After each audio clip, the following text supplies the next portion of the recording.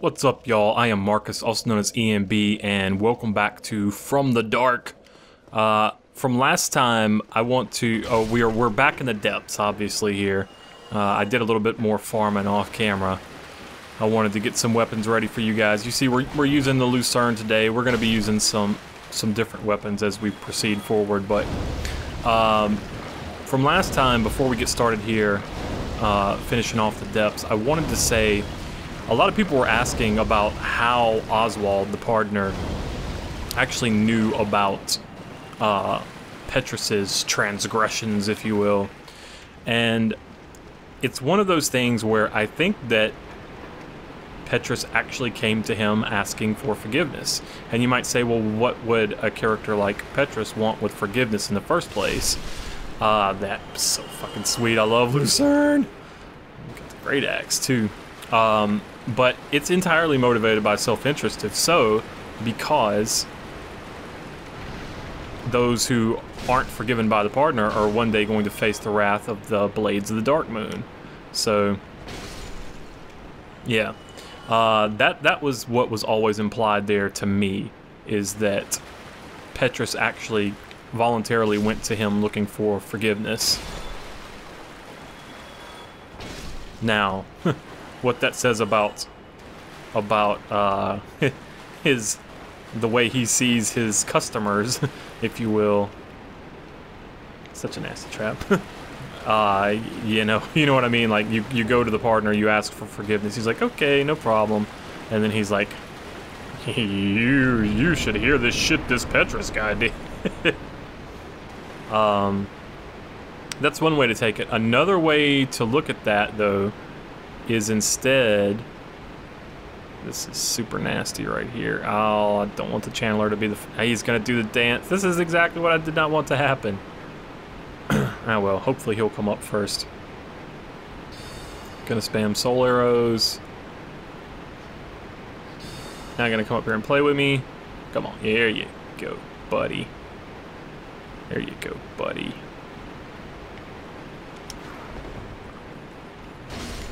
One shot that mother... Oh, we got the trident too.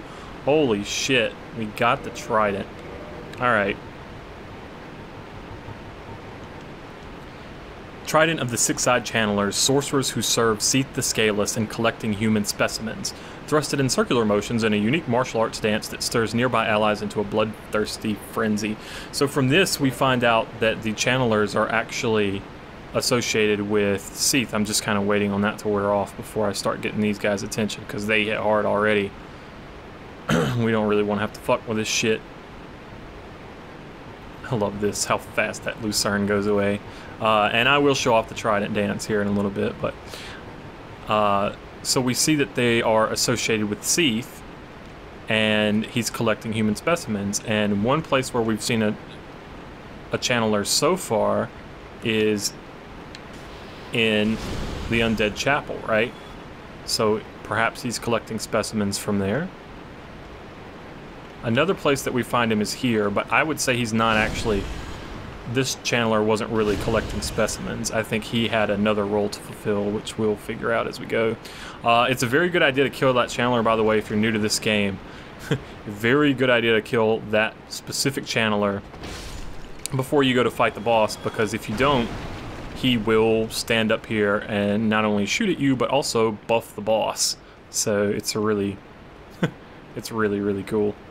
Really cool, but really nasty. I love Lucerne, man. God, I love Lucerne. That's the boss arena down there, actually, and we'll be there soon. Just coming over here to grab this. Yeah. Those channelers. But getting back to what I was talking about with Oswald, if Petrus didn't actually go and tell Oswald about his transgressions, then it kind of implies that all sin is indeed his domain, and he is aware of it. And that makes sense from a lore perspective, like, because mechanically, if you piss off any NPC anywhere in the game, he knows about it, and the Dark Moon's coming for you, and you have to go ask for forgiveness. Or you could, I don't know. There's lots of different ways to look at that, but I always interpret it to mean that Petrus went to him asking for forgiveness so that he doesn't get hunted.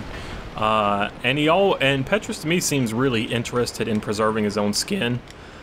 I think that's part of the reasons why he resents. I think this is just me. This is my speculation, but I think that Petrus, as an undead, as a cleric who became undead, it's his mission. Like otherwise, the people of Thurlen are going to hunt undead, right? But if it's a cleric instead, they give them the mission to seek kindling in the catacombs, which is very dangerous. And I always take it as something that Petrus resents. And I also think that he resents the noble birth of Rhea, just based off of his dialogue and the way he says things. Alright, we're in human form and the boss is still alive. We go around here, we can trigger this. Come on, Kirk. Did I not go far enough? Oh, there you are. Poor Kirk.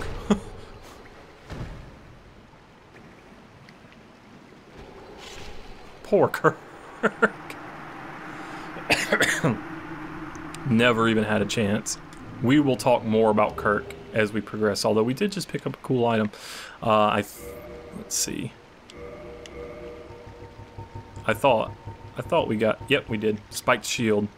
Shield of the infamous Dark Wraith Kirk, Knight of Thorns. At first, I mean, this is telling us that Kirk is a Dark Wraith and the Knight of Thorns, and I just will save that, and we'll uncover Kirk's story as we go, and there's a lot more to it that that you'll see as we progress.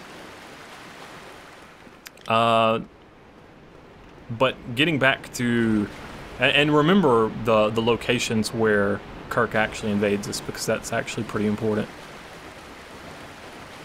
Just run over here.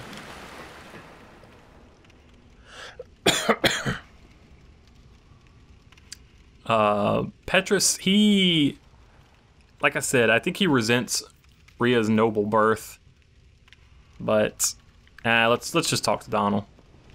Aye, Shemai, and good day to you. I'm Donald of Xena. I'm just a peddler of sorts. I adore trinkets and oddities, so I trade for them. I'm afraid I don't see anything here. Gotta make some deals with him. Let's get him to talk. Well, I'm certain we will make a good trade of anyway, so I am willing to share some tips. If you see kindling in the catacombs, use divine weapons. That will repair the reassembling skeletons.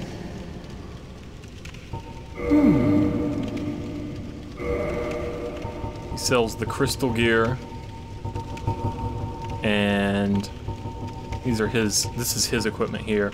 A strange helm from the ancient land of Xena, birthplace of the curious dealer Donald. The two horns are believed to symbolize wisdom. So Xena is an ancient land, so kind of indicates maybe there's some time distortion going on for Donald to actually be able to interact with us here. And he will collect basically boss gear as we continue the game. Well, that is a shame, but no matter. No, not to worry. Come back again. I'm always available. Not every trade was meant to be. There'll be more in store for us someday, sometime. You're right, Donald. We will see each other again pretty soon.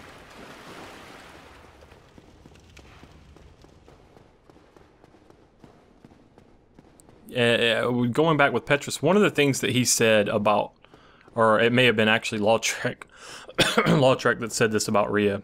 He said that she's nubile, which means basically that she's fertile. She's able to have children. It's got some very heavy sexual connotations to it. And a lot of people through the years have wondered about the symbolism of firekeepers being only women, like only females being firekeepers. And also why humanity is so associated with women, particularly young women. And it's something that people, if humanity is the fragments of the dark soul, and if the soul is the source of all life, what are those really sprites really? Like, those small sprites really? I mean, you got Firekeepers. They're a draw for infinite humanity. It's the source of life. It's no coincidence, probably, that Manus is the quote-unquote father of the Abyss. And a lot of people just didn't believe me or were upset when I talked about sexual symbolism, sexual/reproductive symbolism in Bloodborne. But I think that it is something that should be considered. A lot of people maybe don't know that you can actually summon Lautrec here. And we can summon our favorite Sunbro as well. But be warned, the bosses in Souls games do indeed get more HP, more maximum HP for each summon that you have with you. There's a little bit more details to it than that, but yeah, we'll use some gold pine.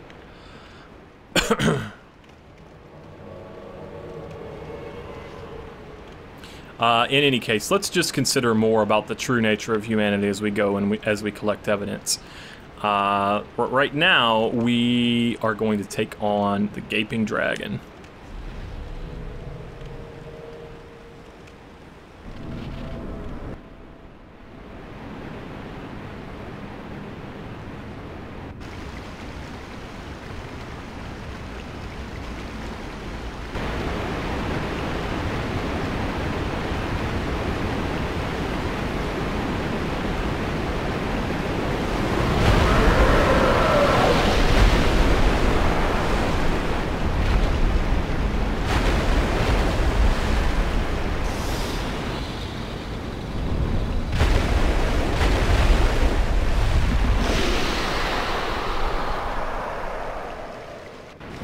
I'll reiterate, what the hell kind of women y'all sleeping with? That's what I said back in the day. Oh man, are you seriously gonna be this big a dick? Asshole dragon.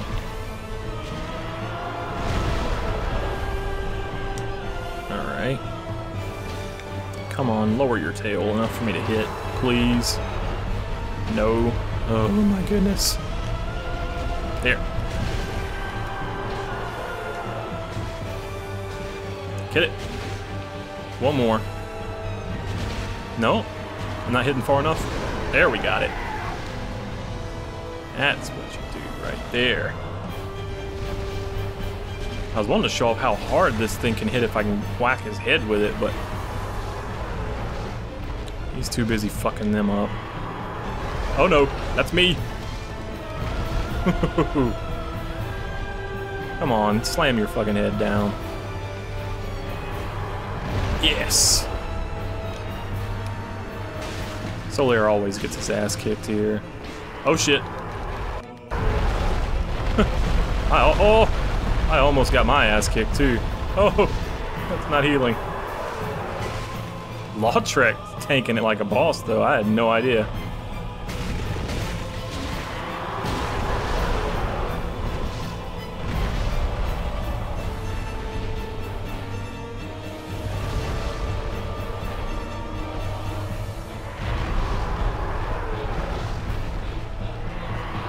And my phone was ringing.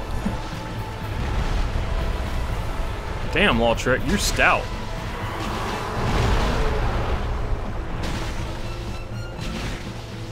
This guy's got so much HP, they're giving him even more.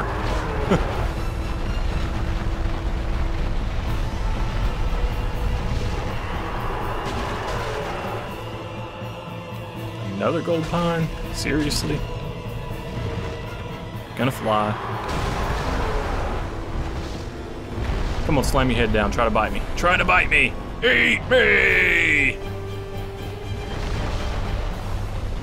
Lautrec, you want to do some damage over there, son?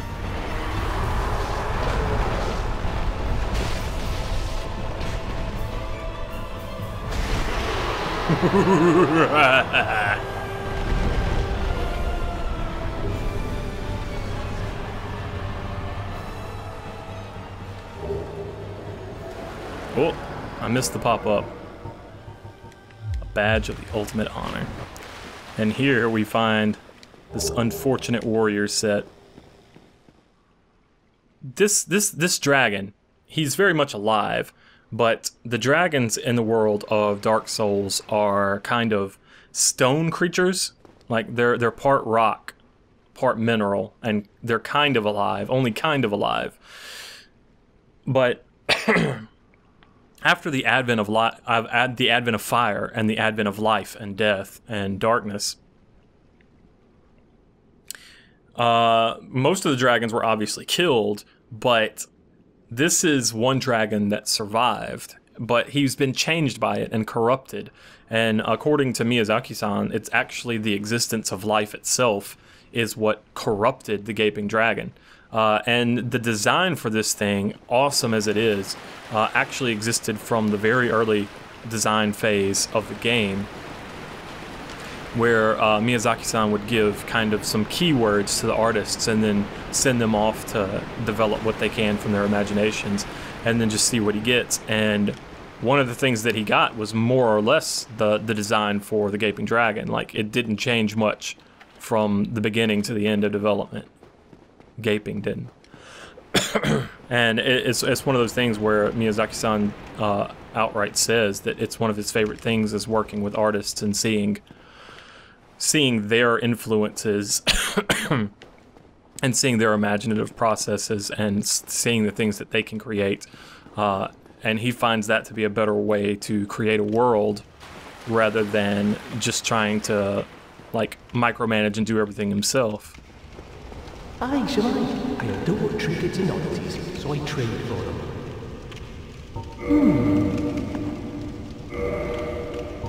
Well, let's just buy his stuff.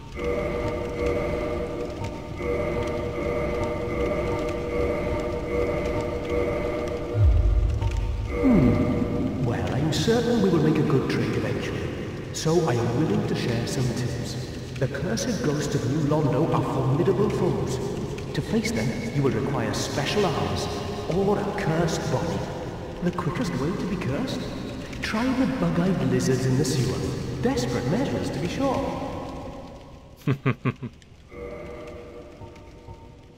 And let's get one of each of these while we're at it. I'm afraid I don't see it. Boo. I'll buy one wooden arrow. Right, that was a fine trade. I have this funny feeling we'll meet again soon. You'll make another fine trade, of course. But yeah, I think it was Nakamura-san was actually the one who designed Gaping Dragon. And very, very, very awesome design it is. But it says a lot about the world of Dark Souls that life didn't exist. The dragons were kind of a form of life, but they were as much part of the world. Like they're like literally they're stone, so they're as much a part of the world as they are a form of life. But then once fire existed, and once the difference between light and dark and life and death existed, everything changed, including the dragons themselves. And I think one of the reasons that that channeler is actually there is to watch over the Gaping Dragon. I think we could go with the HP, maybe a little more endurance, and then some HP. That'll work.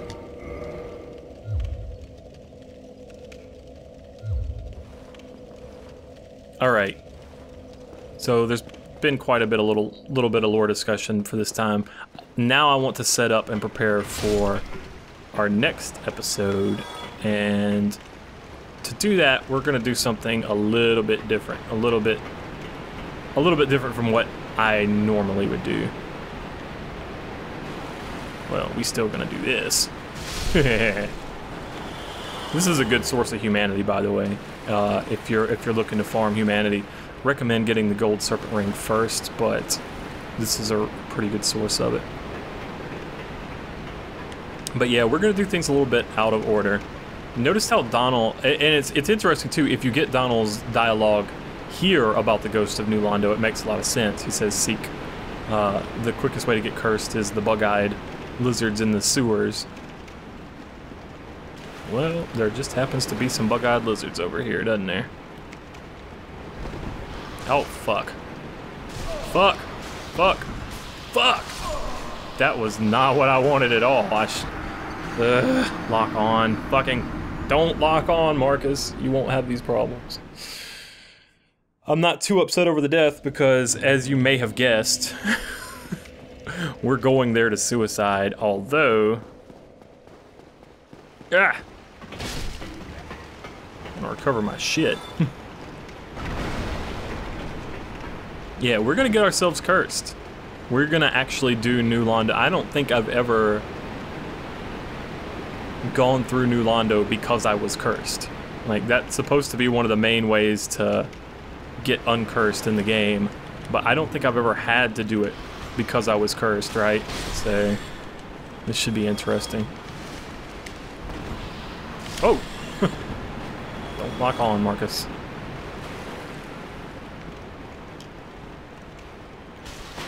Wow. I got hit, but you didn't. God damn it. Die. And you, sir. Ha ha ha. Alright. We're gonna die, but before we do...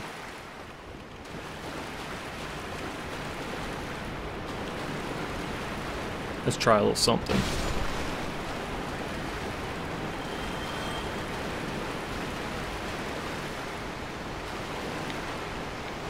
Where are you, you bug-eyed critters?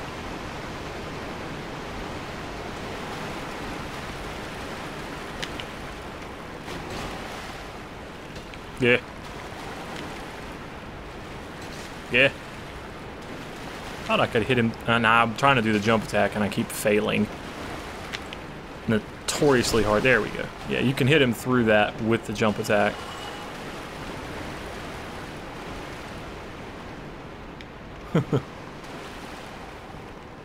Scurrying and scampering about. No, no.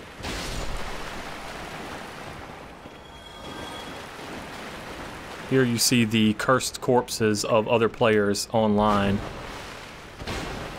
Other players that have gotten cursed. We can see them. Really awesome, but it's something that you don't really get to see very much if you don't play online. Hello. Ooh. Not trying to get cursed just yet. Give me a second. We have quite a bit of curse resistance due to all our humanity, though. Humans are actually quite resistant to curses, as it turns out. Oh, that sucks for you, bro.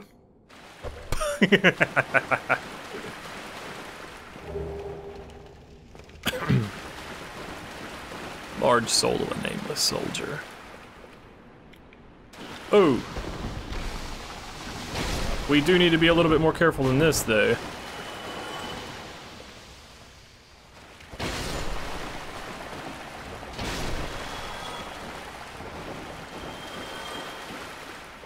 Something to note about these guys, the big bug eyes are not their actual eyes.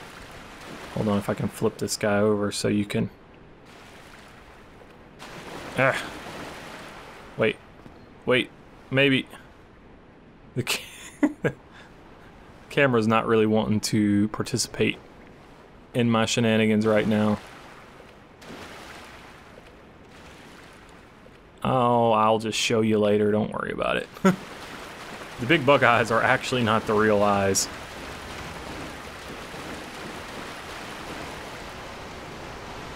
And the evil eye ring. Ring of the evil eye that you get. You can actually fall down here from above. I'll show you guys that too before we get ourselves cursed. This ring, much better than the blue tearstone ring. Absorb HP from fallen enemies.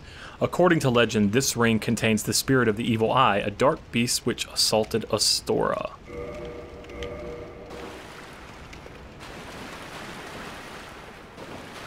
I wonder if Astora fell to the assault, or if Astora continues to exist to this day. Oh, did I accidentally kill them all? Oops. That's alright. We'll bring them back. Ah! Well, this is what I was wanting to show you, I guess.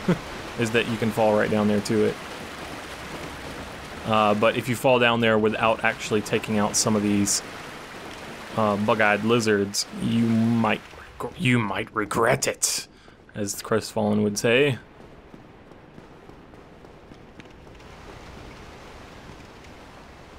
Nasty. Let's see if I can make this little jump. Come on now. There we go.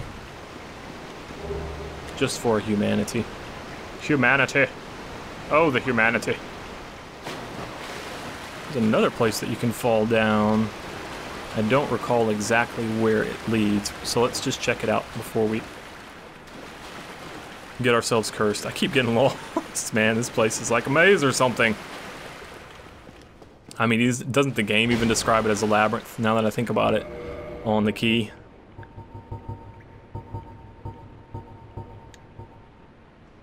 Yep, perilous flooded labyrinth. That's I guess that's the key word. I think that's one of the really awesome things about the way Miyazaki-san goes about making games, is that each and every game basically has each and every concept in the game has its keywords, and the designs stick to those keys. Did I get lost again? Oh no, I'm going the right way.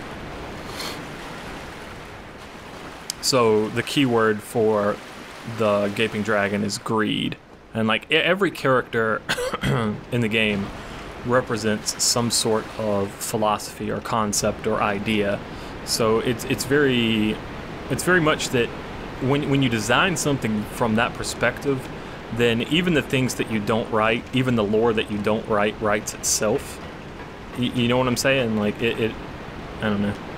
Difficult concept to explain, I suppose. Over here, down this way, right here. Let's see if we can make the jump and see where we are. Fully exploring the depths here.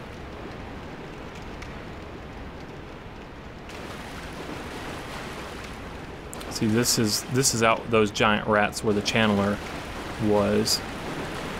And this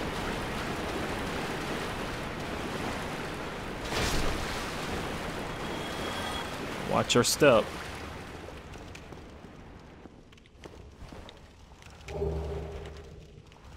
Soul of a Nameless Soldier.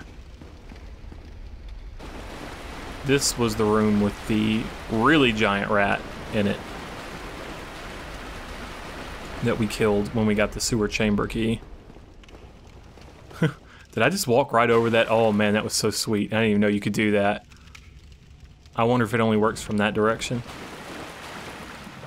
Probably so. Here we've got this labyrinth full of asshole slimes and oozes. And it loops around. Let's see if we can fall in this pit. And well, I'm sure we can fall in it, but actually first let's jump over it. Oh! There we go. See, and it drops you right down here where all the basilisks are, so it's very, very, very easy to get cursed that way. If you fall down right there, pretty easy to find yourself cursed if you don't have a good stock of humanity to up your curse resistance. Whew, alright. Depths exploration complete. So now, gotta go get ourselves cursed, fellas, ladies and gentlemen. Well, let me kindle this bonfire. Now I think about, well, nah, I ain't gonna worry about it. It don't matter. It don't matter.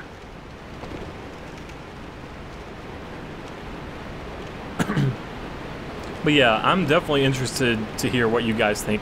Like, does Oswald just know about any sin that's committed anywhere? Or is this, did Petra... Quit being stupid, game. Oh no. God bless America, the controls are not participating. Kill it. Thank you. More humanity.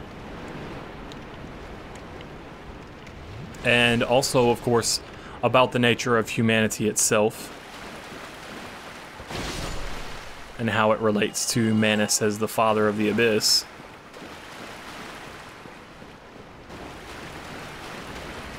Alright, come on. Do it. Do it!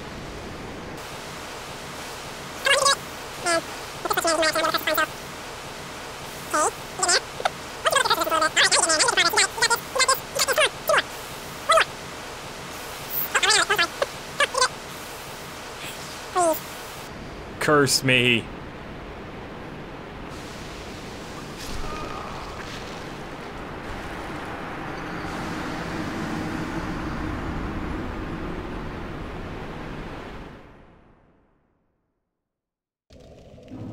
While cursed, your HP is halved. Lifting the curse requires a purging stone or the aid of the healer in New Londo. Well, we ain't got no purging stones. At least I don't think we do. Yeah, we don't got no purging stones, so I guess we're gonna have to go to New Londo. Yeah.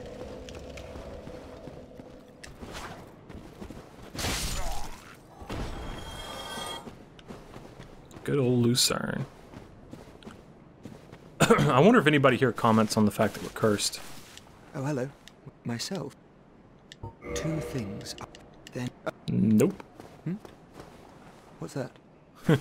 What's that? Walk away if I please. I know you ain't got nothing to say about it. Oh. Miracles, I presume. Nope. Come again.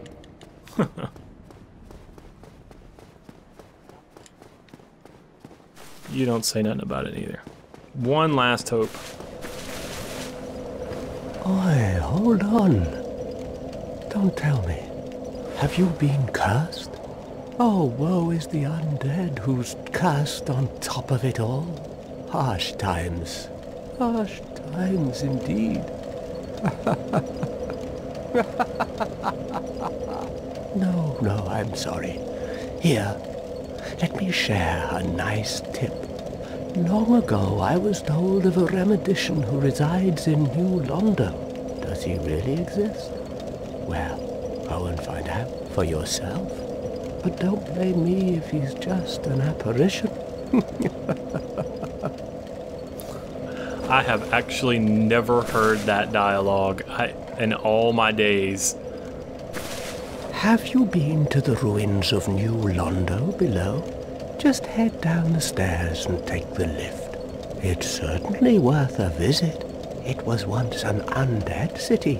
You may find a clue or two, unless the ghosts find you first. Was once an undead city. This is, by the way, the reason we haven't been to New Londo yet. It was once an undead city. Like, not a city that became undead. That's not the implication there. The implication is that it was a city populated by those who already were undead. I'm not a... Fucking brilliant. But for now, I'm Marcus, also known as EMB, and I will catch you guys on the next From the Dark. But we definitely want to do the thing.